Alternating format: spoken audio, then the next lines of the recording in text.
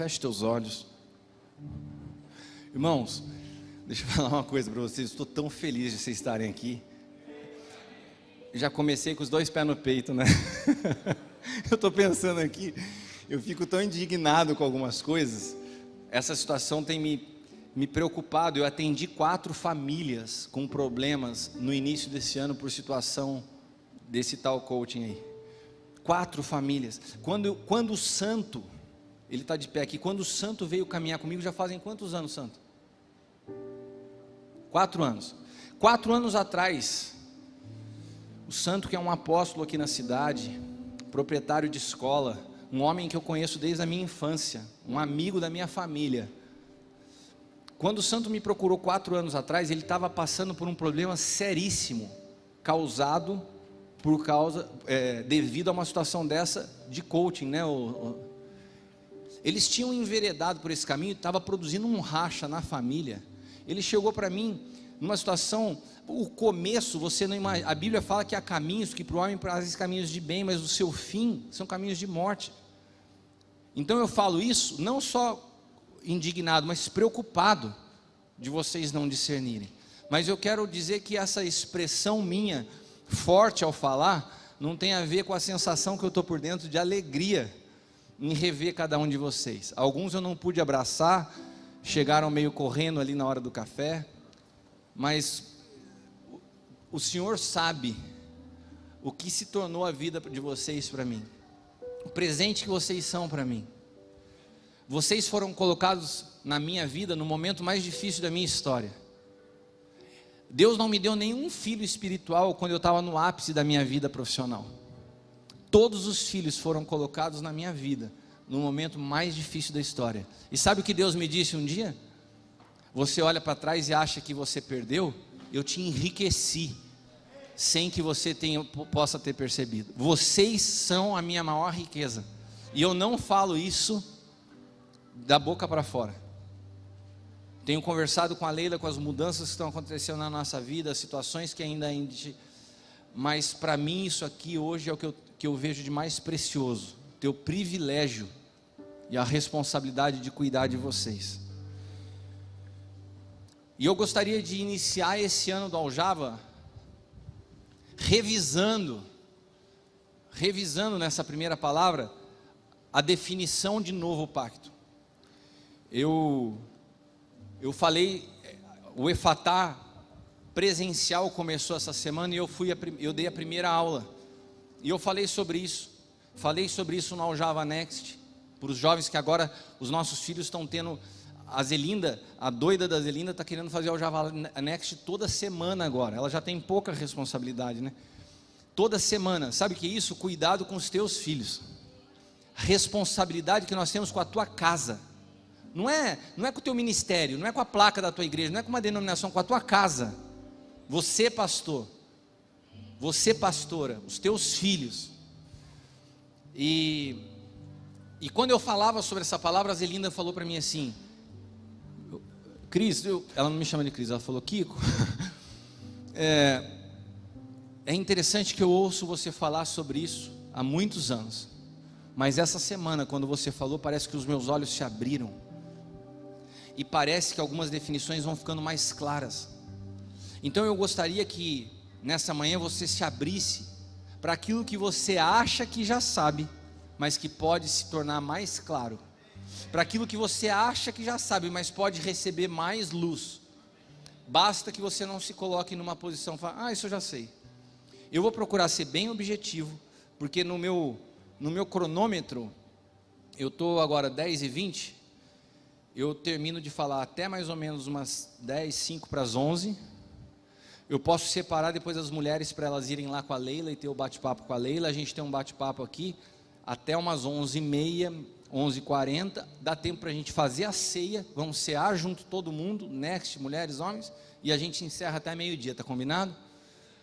Então olha para quem está do teu lado e fala assim: se você não estiver tomando nota, guarde o teu celular, por favor. Se você não for tirar foto, filmar, agora eu não queria que você se distraísse. Se você for ficar com ele na mão para tirar foto, para tomar nota, beleza. Fora isso, não tem nada nesse momento que você precise dar mais atenção do que Deus quer falar a você. Pai, nós nos rendemos a Ti nessa manhã, te damos liberdade, Espírito Santo, não para aquilo que eu penso, para aquilo que eu quero, mas para que o Senhor fale.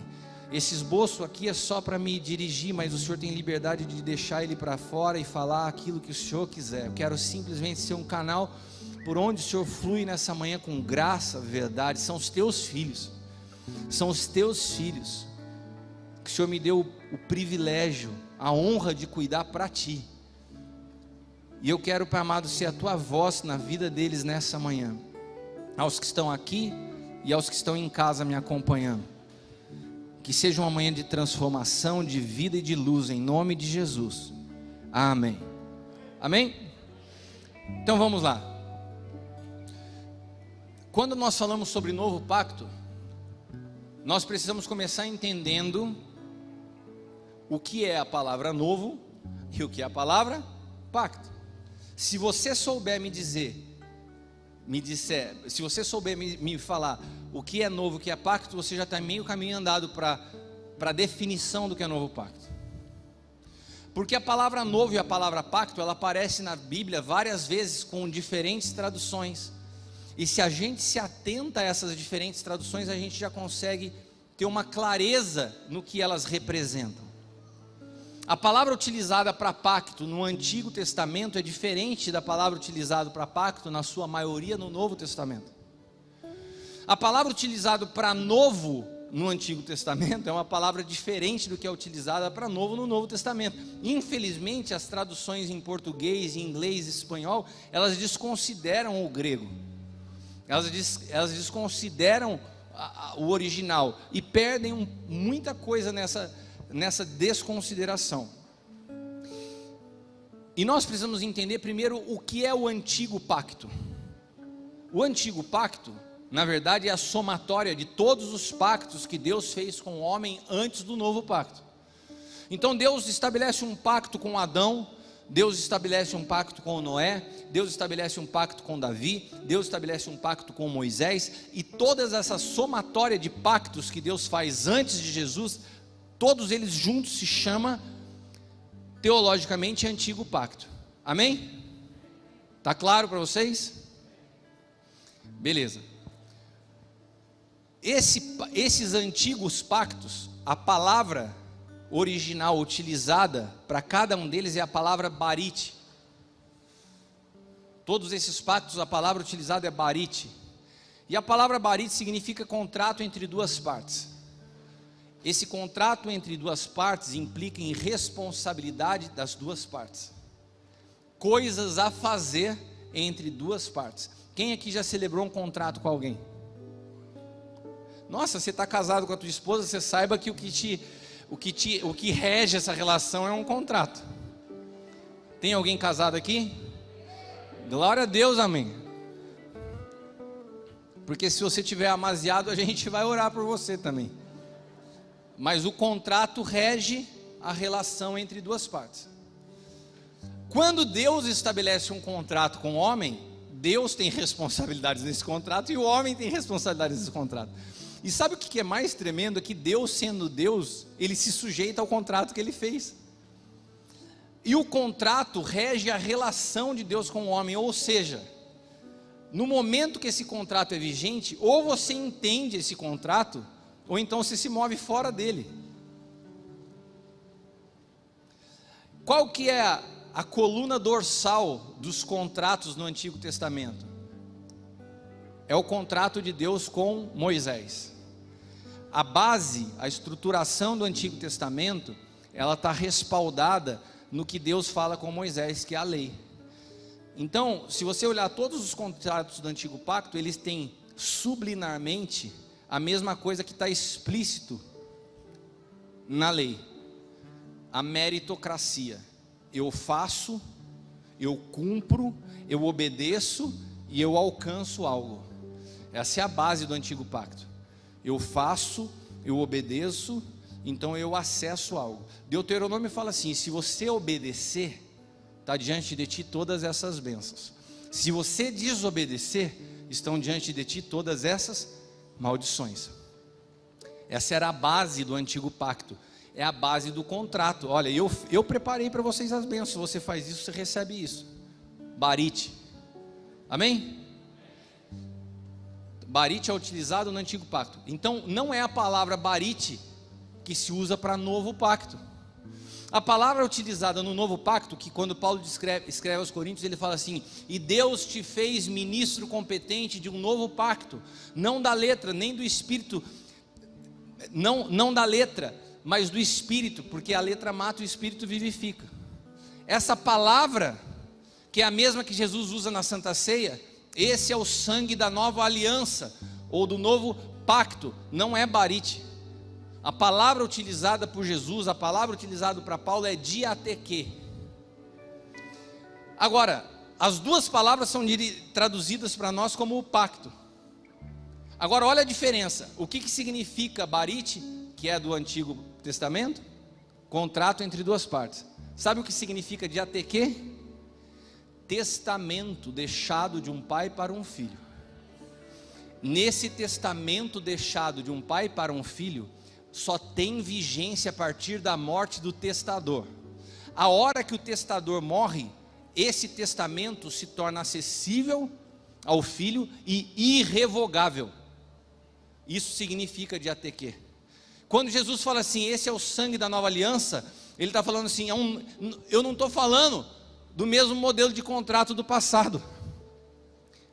Não é um contrato onde tem as duas partes, eu já fiz tudo aqui, eu já cumpri tudo aqui. Você só precisa de uma coisa para acessar esse contrato, ou esse testamento. Você precisa que eu morra e que você seja filho. A base do novo pacto é espírito e paternidade. Se você não entende o que é filho, você não acessa. Então, pessoas que falam de paternidade sem entender o novo pacto, elas estão falando de forma incompleta. Pessoas que falam de novo pacto sem entender paternidade, estão falando de forma incompleta, porque é uma coisa só. Jesus, quando ele veio revelar, ele não veio revelar o Senhor Jeová dos Exércitos, ele veio revelar o Pai. Ele vem dar início a um novo pacto que tem como base abrir os olhos da humanidade, que Deus é Pai, que Ele nos comprou e nos adotou para sermos filhos. E isso deixava os judeus completamente doidos, porque nunca ninguém havia falado de Deus como Pai, ninguém tinha se apresentado como filho. E até hoje é muito comum na religião nós entendemos a Deus, mas não entendemos paternidade. Principalmente diante de uma geração de órfãos que nunca recebeu amor, que nunca foi cuidada, que não entende o que é uma relação paterna. Quando se fala de paternidade espiritual, as pessoas confundem isso, inclusive com coaching. Não tem nada a ver. Paternidade é uma realidade no espírito, e que ela faz parte desse testamento chamado Novo Pacto, porque o Novo Pacto nos inclui como filhos. Agora beleza, eu já entendi que a palavra pacto, de novo pacto, uma palavra composta. A palavra pacto não é barite, é diateque, não é contrato, é um testamento. Até aí vocês entenderam? Então vamos agora para a palavra novo, de novo pacto. Olha, se um dia você for explicar novo pacto para alguém, você conseguir explicar o que é novo, o que é pacto, meu irmão, é didático, é pedagógico, é simples e acessível. A palavra novo, tem duas palavras utilizadas na Bíblia para novo: neo e kainon. O que é neo? Alguém tem um iPhone aí? Ô gente, vocês estão de brincadeira, qual que é o seu, amor? O da pastora Marina, qual que é? É o mais novo? 12, o da Leila é 12, não dá para fazer vocês dois. Tem alguém com um 7, meia boca aí, vai. Deixa eu chamar o seu celular de meia boca, meu irmão. O seu é iPhone? É iPhone, é Apple. Qual que é esse? Esse aqui está com jeito de ser 7. 2, iPhone 2 do santo. Dá o seu aqui. Qual que é? O santo, vem me ajudar aqui. Estava com tanta saudade dele que ele vai ser meu auxiliar hoje. Esse aqui é o iPhone 2 do santo. E esse aqui é o iPhone 12 da Leila. Qual que é a principal diferença dos dois? O da Leila é uma versão mais nova, mais atualizada. A palavra nova utilizada para descrever algo que já existe, mas foi atualizado, é a palavra neo. Amém? Vocês entenderam o que é neo? Neo é a palavra de algo existente que foi atualizado. Essa versão é mais nova, ela é uma versão neo desse aqui. Tá claro? Obrigado, Santo. Tá o seu iPhone. A palavra neo é utilizada no Antigo Testamento para falar dos pactos. Todas as vezes que Deus fazia um novo pacto no Antigo Testamento, ele tinha uma versão atualizada do anterior. Neo. A palavra que se apresenta no Novo Testamento, quando Jesus fala, eu vou estabelecer uma nova aliança, um novo pacto, não é neo, é a palavra kainon. Sabe o que significa kainon? Inédito, nova natureza, algo que nunca teve anteriormente. É muito diferente você falar do novo pacto de você falar ele não é uma atualização do antigo. Ele não é, porque o antigo era contrato, o novo é testamento. O antigo tinha pré-requisitos que eu tinha que cumprir para alcançar. O novo não, tudo já foi cumprido por Jesus e já está liberado. Se no antigo eu tinha que obedecer para alcançar, no novo Jesus cumpriu toda a obediência na cruz e já depositou na nossa conta. Apóstolo, você está falando que eu não preciso mais obedecer? Sim, essa heresia eu estou te falando nessa noite, que você não precisa obedecer para acessar. A obediência no antigo pacto era pré-requisito. Então o novo pacto, a desobediência é permitida? Não, a obediência passa a ser fruto de uma natureza e não de um cumprimento de regra. Se você quiser aplaudir, aplauda.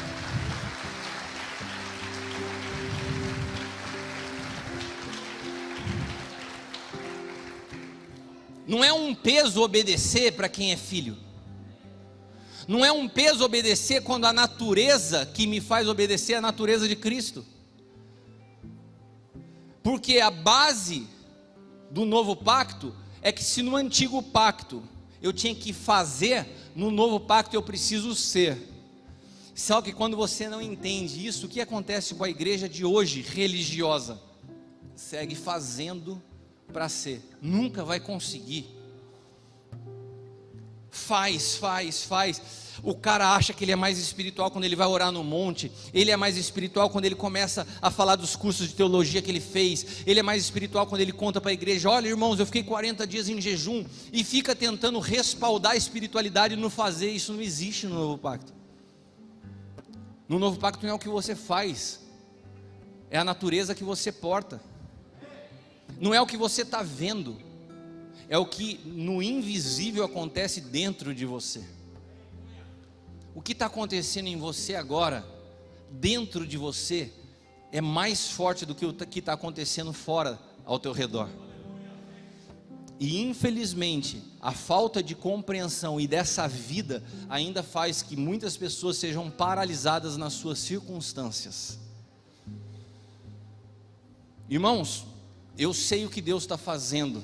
Eu consigo, depois de alguns anos, vivendo alguns processos, ter uma percepção espiritual mais apurada, de entender que de fato, o final do ano passado para esse teve uma mudança, e Deus está abrindo novos caminhos, e esses novos caminhos oferecem novas resistências, e dentro dessas novas resistências, eu percebi uma oposição e um ataque muito grande com relação à minha vida, à minha casa, à minha família no início desse ano. Não só nos problemas visíveis, mas eu senti esse peso dentro de mim. Agora, isso sempre aconteceu na minha trajetória em diferentes momentos. E uma coisa que eu sempre fiz foi não me deter nas circunstâncias, para que eu pudesse seguir avançando, não pelo que eu vejo, mas pelo que eu não vejo. Então ainda, eu não diria que me incomoda, porque Deus tem me dado graça para entender a medida de cada pessoa, mas ainda me surpreende ver pastores, filhos, sendo paralisados pelas circunstâncias, porque eu não falo como quem está te observando deitado numa rede tomando água de coco. Eu tenho enfrentado batalhas homéricas. Quem caminha mais perto sabe disso, mas eu não estou parando. Sabe, você não pode permitir que as circunstâncias visíveis sejam mais fortes do que aquilo que acontece no teu interior. Você sabe o espírito que você porta? Você sabe que o mesmo espírito que ressuscitou Cristo dentre os mortos habita em você? Será que isso não é pouco? Será que a gente ainda continua com expectativas futuras, tendo a vida do Filho habitando em nós? A gente diminui, a gente minimiza a realidade do que é ter o Filho de Deus habitando em nós devido às circunstâncias. A gente potencializa as circunstâncias, porque a gente ignora a grandeza do que é o Espírito habitando em nós. Mas sabe o que a Bíblia fala? Romanos 8,19: a criação aguarda com ardente expectativa a revelação dos filhos. Ouça o que eu vou te dizer, e não me julgue antes de eu terminar. Paulo e nenhum outro autor das Escrituras fala que a criação anseia ardentemente pela volta de Jesus. Você não acha esse texto na Bíblia. A criação não anseia pela volta de Jesus. A criação não anseia para ir morar no céu. Toda essa teologia que não tem 200 anos, que penetrou a igreja, trouxe um grande prejuízo, porque a criação anseia pela manifestação dos filhos, e a manifestação dos filhos requer responsabilidade nossa. É fácil falar que Jesus está voltando, eu vou ser arrebatado e tudo vai ficar para o anticristo. É um pensamento que permeou a igreja assim, que se lasque. Deixa aí o que vai acontecer, tudo é o anticristo, tudo é isso. Se arranca a responsabilidade que a Bíblia diz que nós temos, de manifestar o Filho, porque nós nos omitimos dessa responsabilidade por causa de uma teologia distorcida que nos foi ensinada. O que está escrito em Romanos 8,19? Que a criação aguarda com expectativa a revelação dos filhos. Qual a palavra utilizada para filhos nesse texto de Paulo? Qual a palavra que Paulo descreve para falar que a criação anseia pelos filhos? É a palavra ruios. O que são os ruios? São os filhos maduros, capazes de administrar a herança deixada pelo testador. Ou seja, se nós continuarmos com o pensamento, eu tenho que ganhar gente para Jesus, vou ganhar 1 milhão de almas, beleza. Você vai ganhar 1 milhão de almas, você vai encher o céu, mas você não vai cumprir o mandato de responsabilidade da igreja sobre a terra, porque ganhar almas não transforma a terra. Agora, levar as almas que você ganhou a uma maturidade espiritual transforma. Então, quando a igreja só quer ganhar almas e quer mostrar número, olha, minha igreja está cheia, tá bom, está cheia de gente infantil, está cheio de crente que não conhece as escrituras, está cheio de crente mimimi, está cheio de crente que segue coach e não entende a palavra. Você não produz, você tem um percentual de 60% de uma população evangélica sem transformação efetiva nenhuma, só passa vergonha. Porque a responsabilidade da igreja não é só ganhar gente para Jesus. Por isso se fala em Efésios dos 5 ministérios, o aperfeiçoamento dos santos até que todos alcancem a estatura. Agora, como a igreja se transformou, o modelo de sucesso é numérico, eu tenho que ter um monte de gente, você não dá conta de amadurecer um monte de gente ao mesmo tempo. E daí tem gente reclamando, fala, eu estou numa luta, a pandemia mandou um montão de gente embora, eu só tenho 4 famílias cuidando, eu só tenho 5 famílias que eu estou cuidando. Eu falei, só? Meu irmão, Deus deu uma rapa e cuida dessas 4, com 4 você transforma uma cidade. Mas a gente foi levado por um padrão humanista, que resultado e sucesso é quantidade de pessoa. E daí você vê um monte de pastor frustrado, em depressão, porque o modelo de sucesso é ter um monte de gente ouvindo. Jesus acabou a vida dele sem ninguém ouvindo ele, e você ainda está preocupado com quantos te ouvem. Tenha preocupação se você consegue ouvir a Deus, não com quantas pessoas te ouvem. Porque enquanto você seguir fazendo sem ouvir a Deus, você está fazendo um monte de coisa errada. Primeiro a gente ouve, para depois simplesmente executar o que ele pediu. Jesus foi o padrão disso. Eu só falo o que eu ouço meu pai dizer, eu só faço o que ele me manda fazer. Por quê? Porque a relação de Jesus inaugura uma movimentação de novo pacto. É um trabalho conjunto de pai e filho. A paternidade é uma parceria divina. Sempre o projeto de Deus foi que pai e filho trabalhassem junto para que a obra construída não se ficasse perdida no tempo. O filho dá sequência no que o pai fez.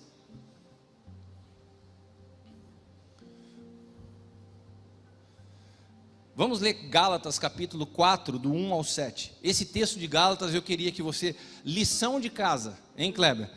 Gálatas 4, 1 ao 7, você vai meditar nesse texto, Gálatas 4, 1 ao 7. Você pega uma palavra por dia e estuda, por um ano.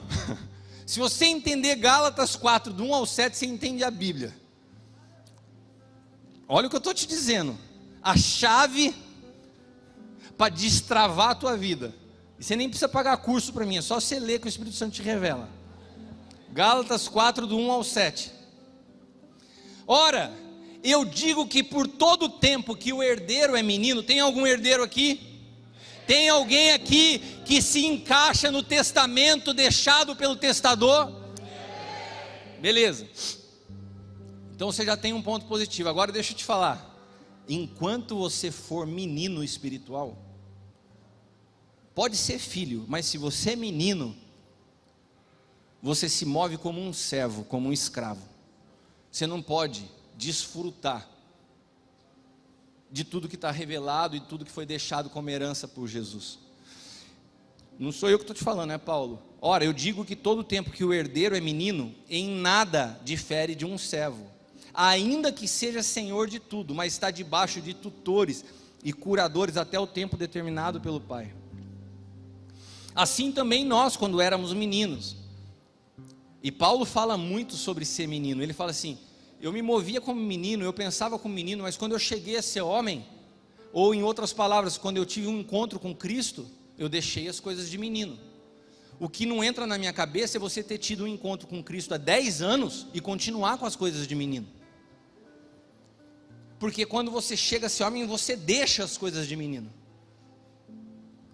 E Paulo fala assim: assim também nós éramos meninos, estávamos reduzidos à servidão, debaixo dos rudimentos do mundo, mas vindo à plenitude dos tempos, guarda isso aí. Outro texto fundamental das Escrituras. Por quê? Porque a teologia que nos ensinaram, a plenitude dos tempos é um evento futuro, sim ou não? A gente vive pensando assim: vai ter um dia que vai ser o ápice da história. Esse dia, quando Jesus vier e resolver toda a parada aqui da terra, esse é o ápice. É como se a história fosse escrita como uma reta ascendente, assim, ó, a gente está aqui rumo ao ápice da história. Agora esse texto aqui desconstrói isso. Esse texto fala da plenitude dos tempos como um evento passado. Esse tempo fala da plenitude dos tempos como um evento que já aconteceu. Nós tratamos a perspectiva de plenitude dos tempos quando a gente tiver um evento visível. O dia que eu vejo Jesus voltando entre as nuvens. Irmãos, quantos acham que esse dia vai ser glorioso? Eu acho que vai, tremendo. Agora a Bíblia fala que para Deus o que você vai ver não é tão glorioso como o que já aconteceu. Para Deus, a plenitude dos tempos foi quando Jesus veio e se dispôs a morrer por mim e por você, firmar esse testamento que nos deu a possibilidade de sermos chamados de filhos e fomos adotados, e o Espírito dele passou a habitar em nós. Isso é a coisa mais sobrenatural da história. Isso é a coisa mais surpreendente, isso é a coisa mais incompreensível. Todos que viveram o antigo pacto não conseguiram viver isso. Você pega homens como Moisés, como Davi, como Elias, homens poderosos. A Bíblia diz que todos eles são menores que o menor do novo pacto. O bebê espiritual desse ambiente aqui é maior do que Moisés, segundo as Escrituras. Sabe por quê?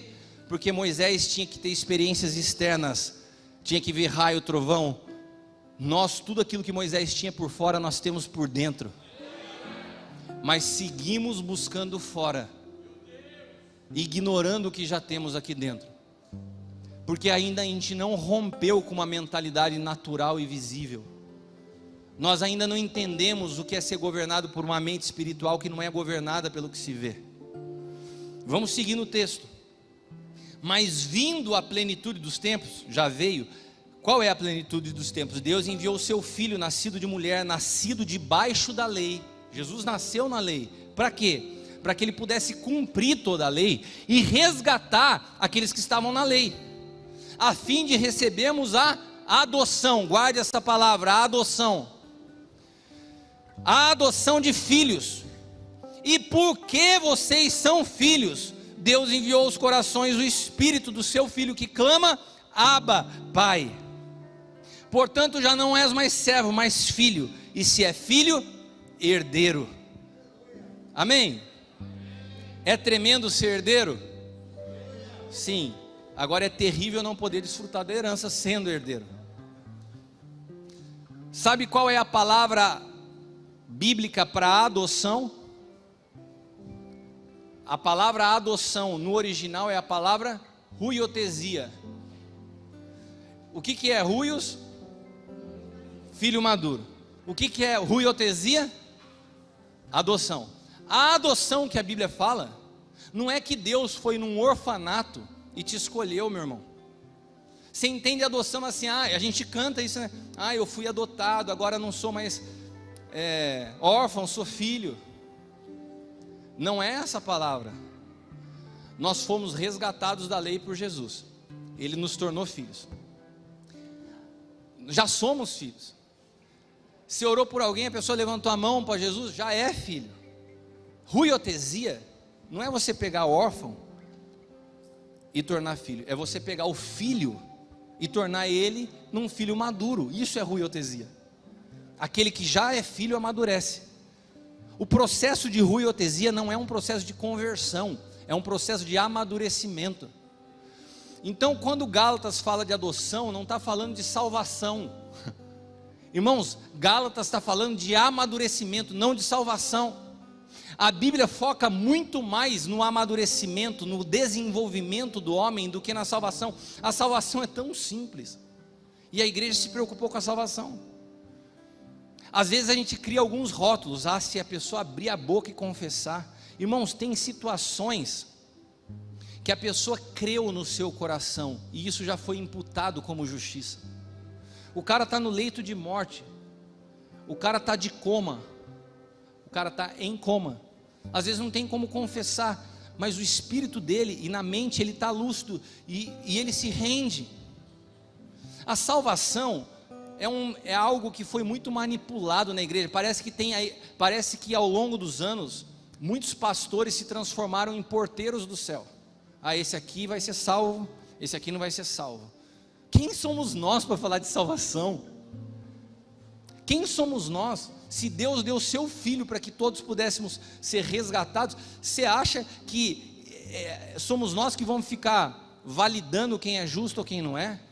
Então a salvação não deveria ser a nossa maior preocupação, mas aqueles a quem o Senhor salvou, porque não somos nós que salvamos, nós temos a responsabilidade de cuidar e desenvolver. Essa é a maior responsabilidade. Amadurecer os salvos, huiotesia. E como? A Bíblia fala de um ambiente onde tem todas essas graças ministeriais, apóstolos, profetas, pastores, evangelistas e mestres. E à medida que nós somos expostos a essas graças, nós crescemos e nos desenvolvemos à estatura de Cristo.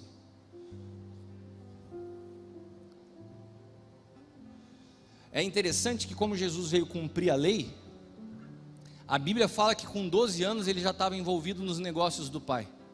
Quantos aqui acham que com 12 anos Jesus já era ruios? Sim ou não? Quantos acham que sim? Evidente que sim. Ele foi o primogênito, ele trouxe pela primeira vez, ele foi o homem que portou o Espírito pela primeira vez sobre a face da terra. Ele já tinha maturidade. Maturidade não tem a ver com idade. Conheço muitos homens de 50, 60 anos que são verdadeiras crianças e adolescentes. E conheço jovens, principalmente nessa casa, com seus 16, 17 anos, olha, tem mais maturidade que muito pai de família. Com 12 anos ele já estava envolvido nos negócios do pai. Mas o judeu chamava de ruios um processo natural que se cumpria com 30 anos. Então Jesus, mesmo sendo maduro no espírito, ele se sujeita à lei para cumprir toda a lei, e ele espera 30 anos para que ele pudesse então sair e administrar os negócios do Pai. O que isso quer dizer? É que eu preciso esperar o meu amadurecimento para que eu possa estar apto a administrar as coisas do Pai. Sabe o grande problema que nós temos na igreja hoje, a igreja de Cristo, no Brasil e no mundo? São pessoas precipitadas, imaturas, ocupando um lugar que não deveriam estar ocupando, porque não sabem esperar. E por que não sabem esperar? Porque nunca se sujeitaram a pais para que o enviassem. Há um pai que fala assim: espera, não é teu tempo.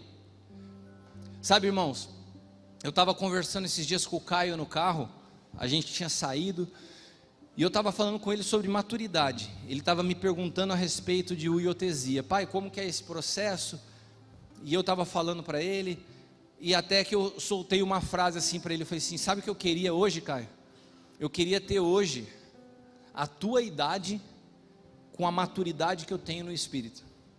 Como eu queria poder ter hoje 18, 19 anos com a maturidade que eu tenho hoje. E no mesmo tempo que eu soltei essa frase, eu ouvi o Espírito Santo me dizer assim: isso é impossível. Você não tem mais como ter 19 anos com a maturidade que você tem hoje. E daí, sabe quando você dá uma murchada assim? Mas tudo em questão de fração de segundos. Na mesma hora, o Espírito Santo me diz assim: mas o Caio pode, com 19 anos, ter a tua maturidade. E nisso estava um silêncio no carro, tudo isso acontecendo dentro de mim. E eu tinha parado de falar com ele, ele olhando para frente, eu dirigindo. Deus, Senhor, você sabe como é conversar com o Espírito Santo no silêncio, né? Eu não preciso ficar te explicando. Mas dentro de mim eu perguntava assim: como que ele pode? Ele falou assim: basta que ele tenha disposição para te ouvir e te obedecer. Quando eu ouço, toda a obediência de um pai é transferida a um filho. E daí eu virei para ele e falei assim: Caio, sabia que você pode ter com a tua idade, a maturidade que eu tenho hoje, com quase 50 anos? Ele falou: sério? Eu falei: sim, e eu já vejo isso em você. Ele falou: como? Eu falei: porque hoje todas as tuas decisões você me ouve, você tem sido sábio nas tuas escolhas, você tem sido sábio na sua movimentação, porque você desfruta da obediência. A obediência nos amadurece, a obediência nos exalta, a obediência nos dá favor e graça diante de Deus. Ah, mas tem base o que você está falando?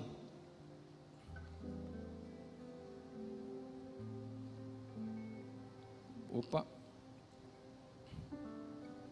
cadê o texto aqui? Filipenses. Paulo, quando escreve aos Filipenses, ele fala assim: que Jesus, mesmo sendo Deus, ele não usurpou o seu igual a Deus, mas tomando a forma de servo, ele se humilhou e foi obediente até a morte, e morte de cruz. E porque ele foi obediente até a morte, Deus o exaltou e deu a ele o nome que é sobre todo nome, para que no nome de Jesus todo joelho se dobre, na terra, no céu e debaixo da terra. Ou seja, há um caminho que traz a exaltação de Deus. Qual é o caminho? Humilhação e obediência. Por quê? Porque só alguém humilde ouve. Existe algo que é nítido para quem é pastor no cuidado de pessoas. Você sabe quando a pessoa te ouve, quando ela tem humildade para ouvir, mesmo tendo entendimento, mesmo sendo homem de Deus, mesmo tendo vivência. Quando ela para ouvir, ela está demonstrando humildade. E quando ela demonstra humildade e obedece aquilo que ouviu, ela encontra um caminho de favor de Deus, porque o oposto disso é a soberba antecede a ruína. Por quê? Porque o cara se torna um obstinado. Por que é obstinado? Porque é orgulhoso. Por que é orgulhoso? Porque acha que já sabe tudo. Então ele não se humilha, ele não ouve. Não basta ser filho, tem que ser ruios. Não basta ser filho, tem que ser obediente. Não basta ser obediente nem ser filho, tem que ser humilde. Esse é o caminho de Jesus. É impossível você falar para mim de novo pacto de paternidade se você é soberbo, não fecha a conta.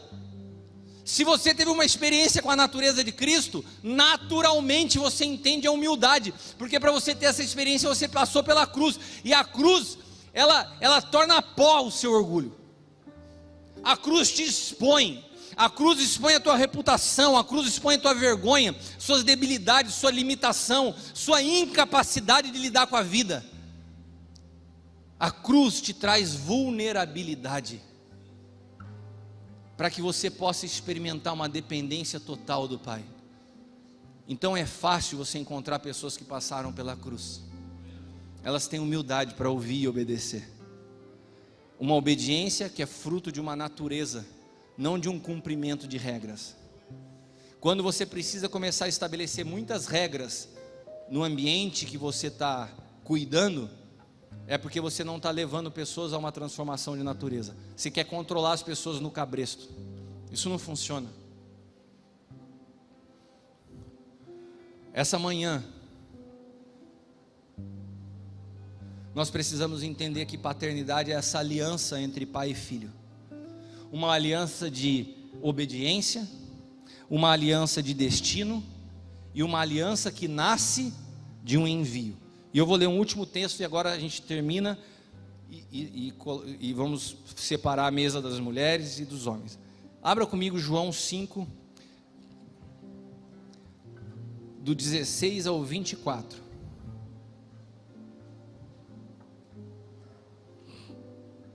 João 5, do 16 ao 24. Por essa razão, os judeus perseguiam a Jesus e tentavam matá-lo, porque ele estava fazendo as coisas durante o sábado. A pessoa que fica só obediente à regra, à lei, ela perde a sensibilidade do Espírito. Mas Jesus respondeu a eles: meu Pai, preste atenção, meu Pai continua trabalhando até agora, e eu também estou trabalhando. O que Jesus faz? Ele só faz o que vê o Pai fazer. Por isso os judeus ainda mais procuravam matá-lo, porque ele não somente violava o sábado, mas também dizia que Deus era seu Pai. Paternidade continua sendo um choque para a religião. E o pior de tudo é quando você quer ver o discurso de paternidade na boca de um religioso.